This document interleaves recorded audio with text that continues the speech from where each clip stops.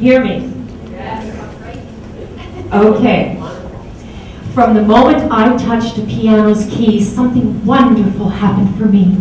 It turned sound into patterns my eyes could see, and I felt the vibrations moving through me.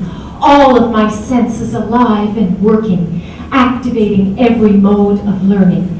The arts are a way of understanding and expressing, both sides of the brain engaged in processing not only thoughts, but also emotions, working the body's fine-tuned motions. Children have genius, and they have things to say that have never been heard of in quite that way. They grow into adults and invent cool stuff and call it names we would never have dreamed of, like Google and texting and mouse potato and blog, ringtones and spyware and hoot and flash mob. They're mashing up music and movies and art, jamming stuff together and tearing things apart because they have to solve problems they didn't create. And that will wake their genius. That will make them great.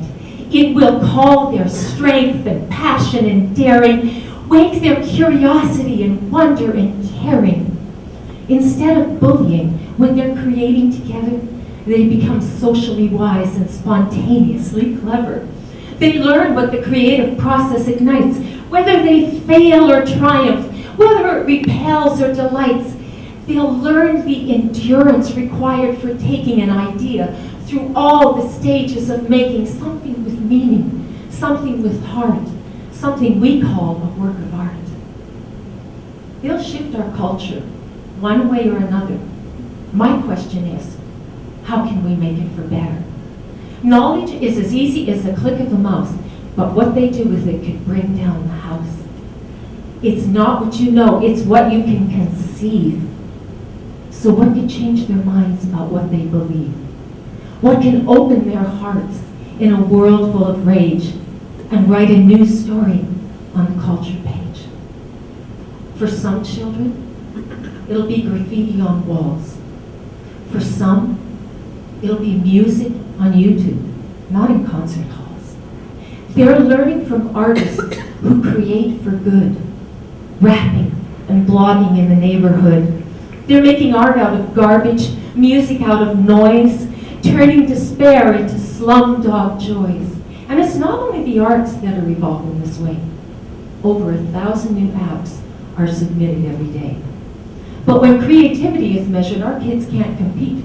Their test scores are dropping like toilet seats. Our culture has to reactivate and help our children learn to create. Adam Kaplan puts it this way: the MFA is the new MBA. And if creating is at least as important as knowledge, we need the arts from preschool through college. And it's not just for kids who act and dance and sing. It's for kids who create out of everything. To keep a culture relevant and great, we have to give kids the urge to participate, to probe and ponder, to question and explore, to take the improbable and make something more. When they're acting in roles, in films or on stage, they're learning about relationships at every age. And when they're playing with color and shape and space, they're learning to create for this impossibly human sprung rhythm race. The call of a culture is to nurture the process, to unleash the genius we know kids possess. It isn't enough to teach them the history. We have to invite them into the mystery. Because much of our culture is killing us, but it's too late to turn back. There's no stopping the bus.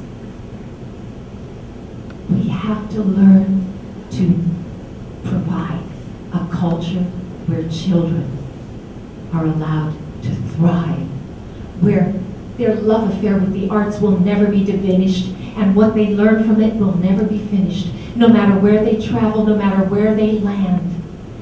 The language of art is something they'll understand, whether it sings through a guitar or speaks in dance and talks through images or composes in rants, whether it's a digital or a virtual style that ignites the creativity of a child. When culture nurtures its children's art, we live in a world with beauty and heart, full of inventions that do more than help us survive. to dream the impossible dream is what keeps us alive.